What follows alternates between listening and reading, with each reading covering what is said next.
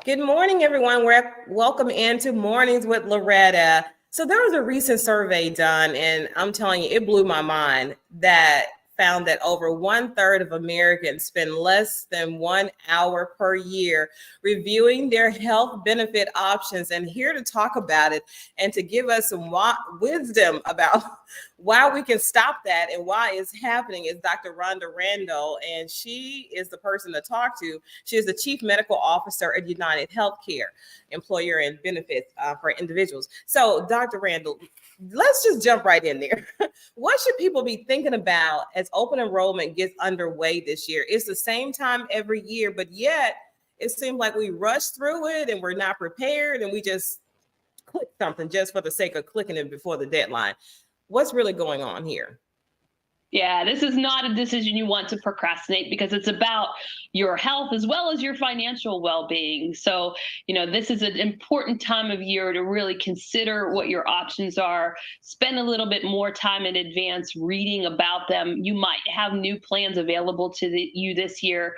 So that open enrollment period for many Americans who get their insurance through an employer-sponsored coverage, you're going to have about a 2 to 3 week open enrollment period sometime between now and the end of the year. So watch for that information coming from your employer and don't delay in reading up on it. If you're a Medicare beneficiary, your open enrollment period every year is between October the 15th and December the 7th.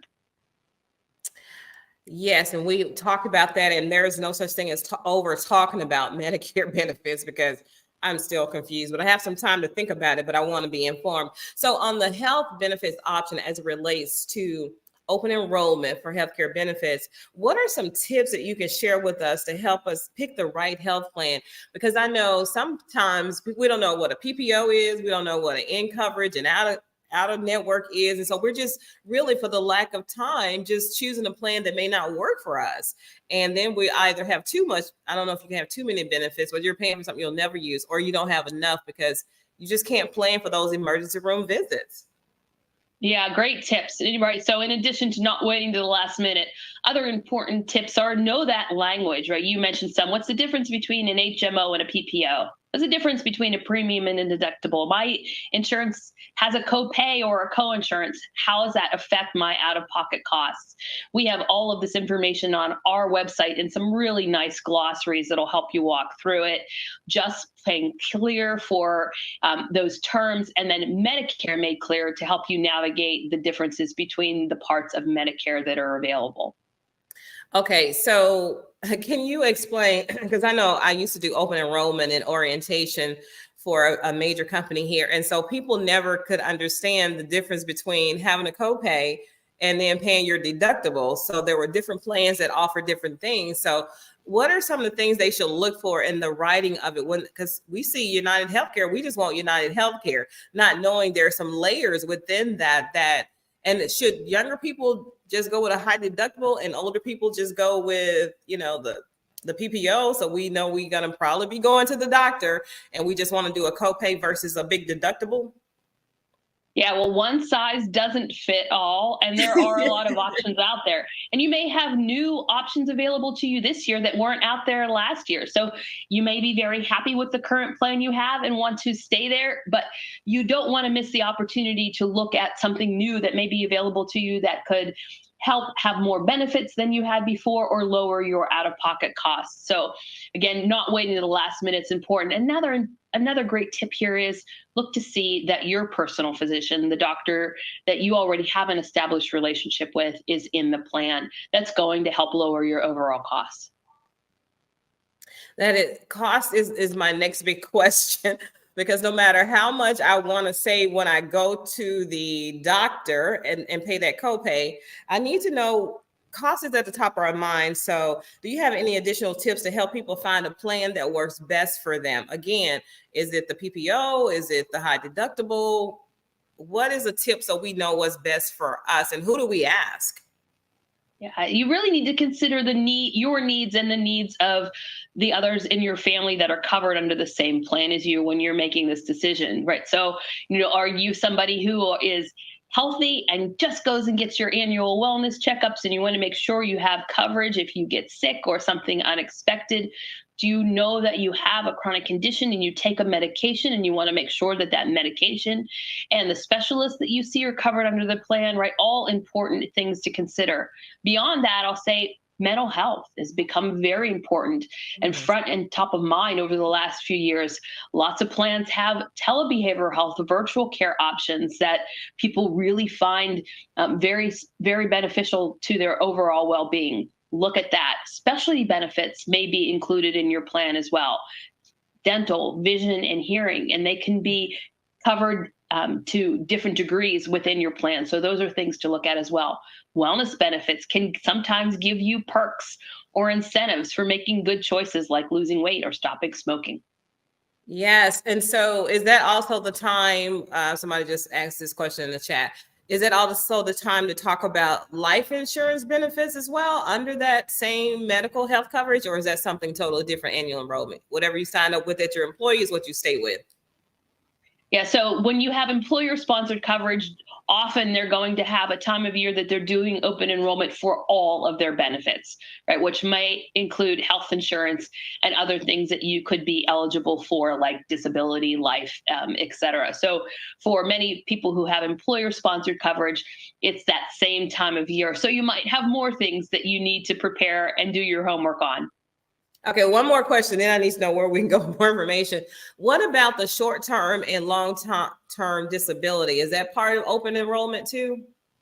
When we make that decision? It may be. If you have employer-sponsored coverage, it may be during that same period of time, right? So, again, all the more reason to not wait until the last minute, because you're going to want to see all the things that your employer wants you to make a decision on in that short 2 to 3 week period. And you don't want to wait where you only have an hour left to make your decision.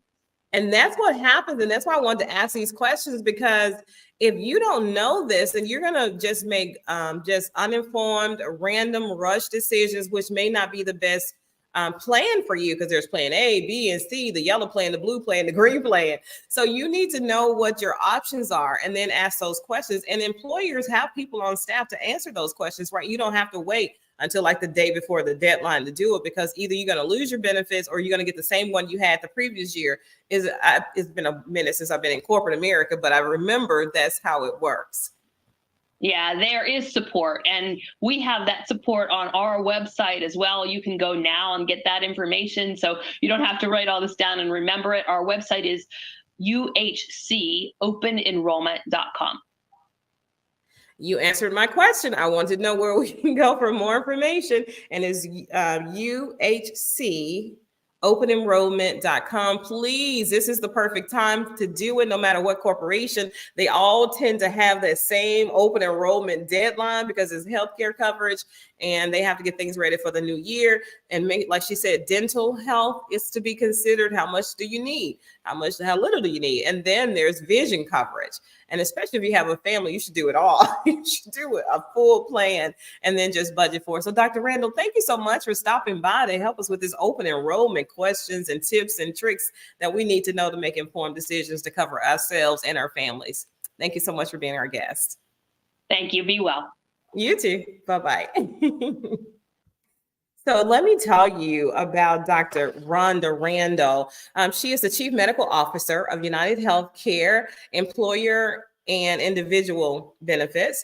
And they are the nation's largest business serving the healthcare coverage and well-being needs of nearly, get this, 28 million Americans. Dr. Randall collaborates with U.S. employers who are looking for quality, cost-effective, long-term solutions to health benefits for their employers and retirees. So if you're a retiree and you're getting ready to get out of there, please make sure that there's no gap, because I see somebody said there's a gap between their retirement benefit and their Medicare age. So talk to people before you leave that business. How are you going to be covered? And it is so wise. Don't, 2/3 of people are making this decision. Well, 1/3 of people are making this decision in less than an hour. Let's not do that. Let's ask the proper questions. Let's do it ahead of time so there won't be any hiccups and you have the coverage that you need. And open enrollment season is here. As we look ahead to 2024, now is the time to access your health coverage. Please do that. So there are options to equip yourself to select a plan that will work best for you. You can curate that plan so that it is best for you and your budget. But just as millions of Americans prepare to choose healthcare coverage insurance for the next year, a recent survey, a huge national survey, revealed that 1/3 of Americans are making that decision in an hour. So thank you so much. Please talk with your HR people so to make sure you have the right coverage.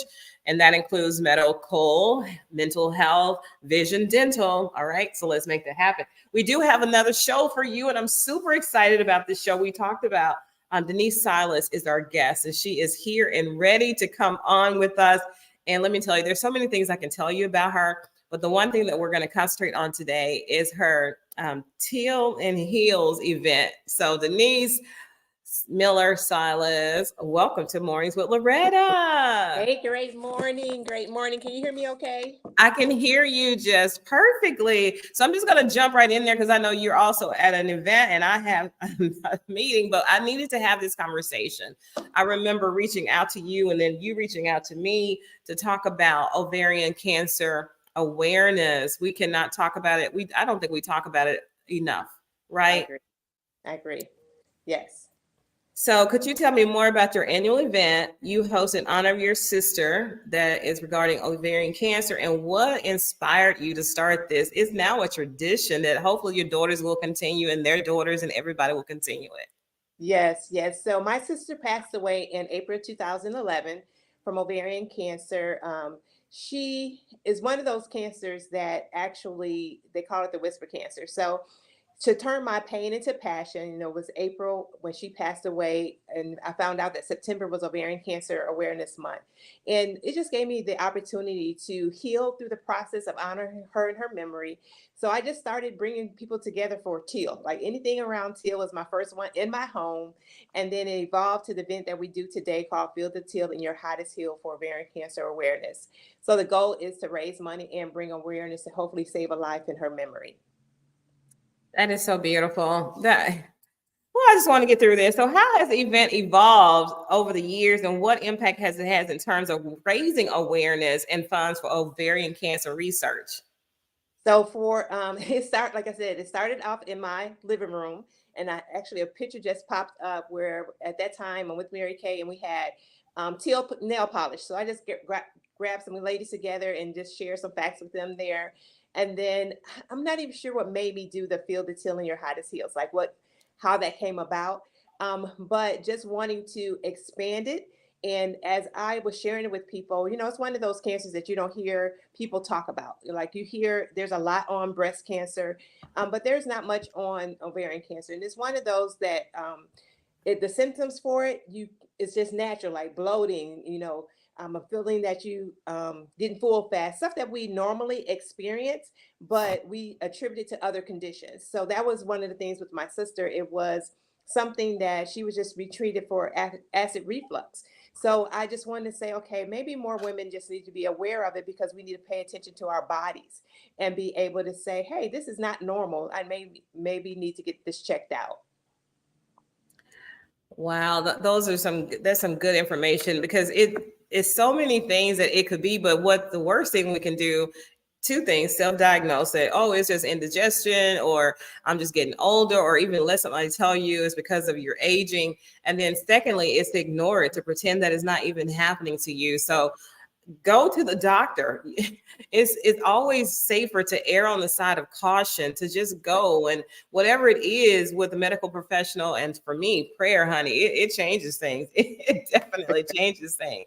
So with the funds that you raise, I know that there are a couple of organizations that benefit from those funds that you raise every year.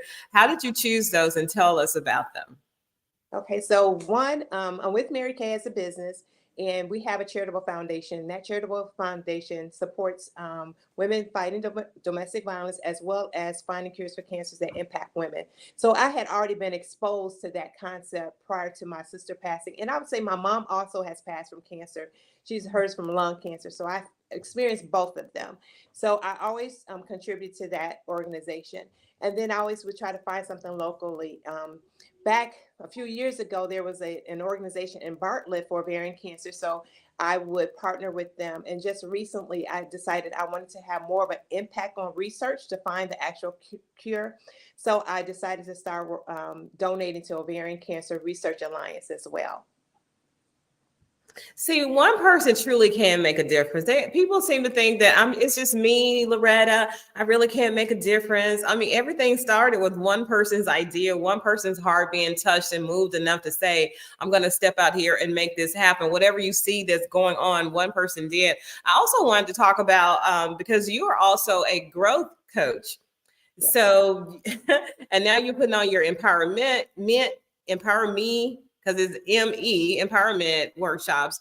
And then you're a part of the South Haven Chamber. You have so much going on. I know you're planning a wedding for your daughter and all that good stuff. So as a growth coach, how do you leverage your expertise to support individuals in their personal and professional development, and maybe perhaps encourage them to start something in honor of one of their family members as well?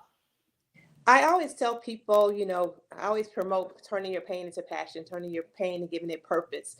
So I always talk about that as a growth coach. I know there's a lot of people who, especially coming out of COVID, I always tell people I want to connect you from where you are to where you really want to be. And sometimes during that process, what the empowerment breakfasts do is help you to define where you really want to be. Because sometimes we can tell people what we don't want, but it's hard for us to tell people what we do want. So those breakfasts is for the purpose of that, to help people grow through, this is where I am. If we take off all of the labels, like we take off, I'm just a mom, a teacher, all the labels that come with that, what can you really do? And maybe that's what's going to lead you to where you really want to go. And sometimes that may be tying it to something that happened traumatic in your life, that you can now make that traumatic experience to give that more value to your life, and then be able to help your testimony to help other people get through their process as well. That's a great answer. So I want to ask you this. I have just a couple more. I know you got to go back to your networking event, and time doesn't stand still. I'm good. You're good. Okay. I appreciate this opportunity, Loretta. I really appreciate this opportunity, because I want to say this real quickly, if you don't mind. You said that everything starts with one person, and then it evolves to be something bigger. It is my goal and my passion that this Field of Teal for Ovarian Cancer be one of the biggest cancer events in DeSoto County, and then expand out, that I create partnerships, because will be other people who want to bring the same awareness that I do. So I'm very grateful for all the people who donate, the people who partner, who donate money as well as gifts that allow me to donate. 100% of everything I collect is donated. I wanted to say that 100% of everything I collect is donated. Wow, that's so beautiful. So what advice do you have for others looking to initiate their own charitable event or cause to get behind? And are there any key lessons you learned along the way that you like to share, something you do a little different or something you do more of? Because I want this question to be asked, because I hear people like, Loretta, I need you to tell me how to do this. Loretta, can you tell me how to start this? And my thing is just start. And then people get discouraged because they only have like 10 people come. Well, those 10 people decided that what you were doing was so valuable to them that they showed up. So don't discount the 10 people coming and give up. It will grow if you don't give up. I promise you, those 100 people will come. That 1,500 people will come. But like she said, it's about partnerships and collaborations at that level. So Denise, what advice can you give somebody who's talking about balance in life, and then they want to do a charitable or come along and walks out a cause? Just do it. Yes, because it started off with 5 people in my living room, you guys, and you talk about it, speak loud about it. And then this is one of the biggest things. I am a big believer, and I know you are too, of building relationships and networking. Like, you have to build a network. Don't just think you can put it out in social media land and people are just going to attach to it. I show up to be able to build my own network. I don't depend on other people's network, and I keep my data. So you will get a text from me. I learned, this is what I did learn. Initially, it was always, I was starting from the beginning, but then I got smart and started keeping that information of the people when I realized this is becoming an annual thing. So I started keeping that information, and my goal every year is to grow it with, if I can get 5 or 10 more people who didn't participate the year before, it's growing. And it doesn't, and I learned this from a pastor who I saw him preach, and probably my pastor preach in front of 1,000 people the same way he preached in front of 100 people. Yes. Right? So it's the message doesn't change because the audience changed. the message is still the message. And I am convinced that those who are supposed to be there are there to get the information. And my job is, there's that saying where the guy was walking down the beach and he was throwing the seashells back into the water, and it was a bunch of seashells there, and someone said to him, well, you can't save them all, but I can't save that one. So if during this process of whatever you believe that you're sharing, if you could just share one life, like change one life, that's significant, because every life matters. So I'm just want to encourage somebody to start. If it's 2 or 3 people in your living room, and then you'll get creative. You hear different ideas. Now we're doing what's called Party with a Purpose. So now I'm mirroring my business, partnering my business with it. And then when I share, I want to share some facts. Normally we have a maximum, we share other things. I'm going to share facts about ovarian cancer, and I'm not going to limit it this year to just September. So I'm going to continue it all year to bring more people into the fight. That's a good lead into my next question, because I wanted to ask you, in what ways do you see your work as a growth coach intersecting with your commitment to ovarian cancer awareness? And you already answered it, but can you elaborate now, since it's a formal question? Yeah, I believe if I'm teaching, I want to empower people, right? I want to empower people. I want to empower you through your relationships, your faith, your finances, your physical fitness. Like, I want to empower you in every way that I can, because I believe during that empowerment, I can help you grow. And through that, through my business opportunity, and that I'm seeing more people, putting myself in the space of more people, so I can use that. I'm always trying to give a nugget. Like, if you say something to me, because I'm very passionate about that. So I'm always trying to give a nugget. And I'm sure you are too, right? It's just, we can't help ourselves. We when you say something, we cannot help ourselves. So I want to, the all F's, your faith, your physical, your family, your finances, and your fitness. Like, I'm trying to hit it all. And this does allow me, because my business is, self-care, right? And this is just the physical, your health, your self-care. So it allows me, and then with my company, with Mary Kay, having the Charitable Foundation, to me, it's all one thing. I'm just choosing to do, the ovarian cancer piece of it. Hopefully it will make you more aware, even if you don't have ovarian cancer, that it can make you aware, just, am I taking care of myself, right? Am I paying attention to my body? Am I paying attention to my mind? The growth aspect of it as well. See, people don't understand, and I think people who aren't comfortable with who they are, who haven't owned their own value in this world, they tend to say you're doing too much, you need to choose something. Loretta, you're just all over the place, you do this, you do that. And I used to internalize that and make it my issue, which it never was. But now, this new Loretta, a few years ago, I started saying, that's their limited belief about who they are. I don't have to choose. Because remember when we were little girls, or when you were a little boy, maybe you said, I want to be a pilot. And some people said, I want to be a trash collector. I want to be the president of the United States. I want to be a preacher, and I want to own my own business. Well, if you as a parent are saying you can't do that, choose one, then I think that's a big mistake. Right? That's when it starts shutting down our imagination, when somebody tells us that's too much. And if somebody is telling you as an adult, and I'm not asking for your help, even if I ask you for your help, do not try to dampen my dream or tell me it's too much, because if God says it's too much, he knows how to tell me. So I want people to just go out and do it all. You don't have to choose, but do, like you said, those F's. Make sure that your faith is intact and it continues to grow. Make sure your family is okay, because family is your first ministry. There's no sense in going to conquer the world and then your family feels unseen, unloved. And again, that's going to be perception for them. So you just got to make sure that you are checking off the boxes. And then your finances. Well, honey, you don't have to put all your money into one egg basket. You can diversify even your paycheck. We talk about diversifying our portfolios and stuff. Well, learn how to diversify your incoming revenue and income so that you can do all the things you want to do. So Denise, I commend you on that. You do not have to choose. You could be the builder, the baker, the honey cake maker. You can do whatever you want to do. And then you have daughters who are watching their moms. So just think about how you're liberating them to not have to choose and be put down by what somebody else is telling them that they should do. So I have one more question for you, well, maybe two. So are there any ongoing initiatives or partnerships you like to highlight? Yes, definitely the empowerment breakfast that you mentioned before. And you talked about doing multiple things. Last year, I decided, because I realized that I was in a new season. My daughters both are out of the home. My second one just entered her junior year. So last year, going to her senior year, I was like, I am an empty nester. Like, what's next for me? What's next for me? And the empowerment breakfast was birthed because I was asking myself that question, and I knew other women were as well. Mhm. So being able to bring people together to have them say the aha or not, because no one's asking them those questions. You know, most people are just living and no one's asking them. So tell me, like, what are you good at? Don't tell me your title. Don't tell me what you do.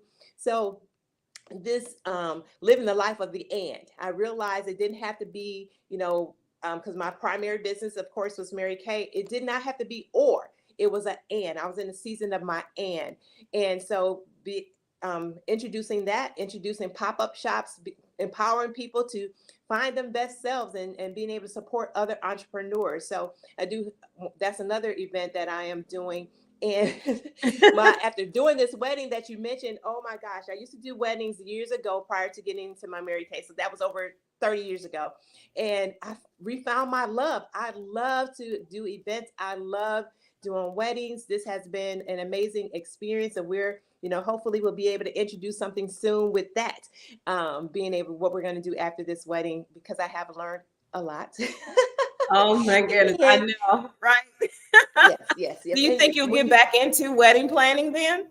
That is definitely the goal. That's what we're looking at. That's what we're exploring. And as a team, and I'd love to be able to work with my daughters, as you said, I'm, you know, sharing with them. We have been doing, it's called Team Silas, a lot of fun things together through this process. It was like, oh, we got some skills. My daughter was like, we have some skills that we can use, Mom. And I totally agree with her. And, you know, when you were talking about people putting their limitations on you, if I can address that, oh my gosh, I was like the girl in the double Dutch jump rope. You were ready to come in. Because I used to get offended, you know, just it would do something to me. I don't want to say offended when people say, you always so busy. And so my daughter said she went to she's an engineer, and she went to a conference, and the lady said, just tell people I'm blessed and booked. I'm just blessed and booked. And I choose to do different things with my time that you may not choose to do with yours. So I'm here to make an impact. I'm not just trying to be busy. I'm trying to make an impact on life, so that when my dash is going to mean something. Like, my dash is going to mean something as it relates to empowering people. And I'm just not just busy doing stuff. I'm busy trying to make an impact. So if my busyness is having empowerment breakfasts is bothering you, then you just not my audience. Like, you know, turn the page, you know. I know it. I know right? it. If I'm doing too much for you, you're just not doing enough. You're doing too little. Yeah. And right. I have gotten that over the years. Yeah. It seemed like I've gotten it all my life. Literally, as a little girl, it was something about me that people always thought was extra. And I was an introvert, very much introvert growing up. And it was because of what I felt like was backlash at the time.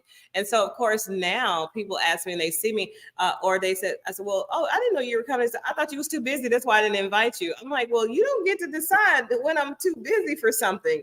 If I choose what I want to do. Yeah, I'm an adult. I get to choose, and it may be something I might choose your event over somebody else's, but if I don't know, I cannot come. And then people are saying, well, you didn't come to my event. I guess I'm not important. And I said, well, did you email me or text me? No, it was on Facebook. Well, honey, I do not get my information from Facebook to do my calendar. It is not a tool that I use to determine. Now, I do see stuff and say I might come, but if you want me there, you're going to have to do more than just say I posted on Facebook or Instagram or whatever, because as you're going to, I have several Facebook accounts. It's overwhelming to try to keep up with everybody. But my tribe, my women on the move people, my family, they know how to reach me. If you want me there, I will adjust and make sure I come, because my community and my family, of course, are a priority over everything else. So yes. And I saw this thing, and like you said, if you say I'm doing too much, you're doing too little. And Deion Sanders said something that was so similar to that. If my confidence causes your insecurity to get all ruffled up, these are not his words, but this is what I got out of it. If my being confident in who I am and my skill set ruffles your insecurity about who you are and your lack of, then that's not on me. That's on you. Not at all. That's all. It's not on me that you think I'm doing too much. It's on you. especially if I'm not asking you to help and I don't ask for help, which is another whole nother story. But Denise, this has been a very amazing girlfriend talk. And I know you shared a lot of information about ovarian cancer awareness. And this is how it happens. Having a cause that you're passionate about doesn't have to be a formal conversation every time where you just got to gather people and then you just say ovarian cancer. Even if you did, that's not too much, because we need to know that because it's such it's a silent killer, because most cancers aren't until it just gets so bad that there's no coming back from it. So Denise, you're not doing too much. You're not talking about it too much. I challenge you to talk about it more and to do more. As your friend and sister in Christ, I challenge you to do more. And I accept that challenge. I accept that challenge. Any closing remarks? Anything you want to say to encourage somebody that's saying, you know what, when I hear their stories, Loretta and Denise talking about all the stuff they do, and I just feel inadequate because now we're comparing, because that's what's happened. It's just like people start comparing. So can you just talk to them to say, you know, you can start today. There's something in your heart that God's been stirring, and he just wants you to go ahead and do it, because we all have gifts. Some of us have 5 or 10 or 1 or 2, but you have something that you should be doing other than your 9 to 5 and taking care of your family. So can you just encourage them, Denise?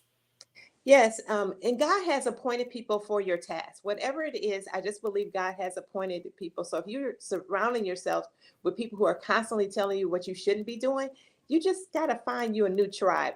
Now that I believe in my heart of hearts, because there's people who believe in your mission, believe in you, and believe in your vision. Now they may not be in your family. Might not be in your current network. I'm constantly blessed because I continue to go out and meet more people. I think that's where the key is. You have to continue to go out and meet and expand your network, because you're going to find some like-minded people. And those like-minded people right now just may not be in the current circle, but that does not mean that your mission and your vision is not valuable. It just means that God is asking you to do a little bit more. It may take a little bit more work, and it's not out of your convenience or your comfort, right? It's going to be out of you being true to the process and the promise that he's given you.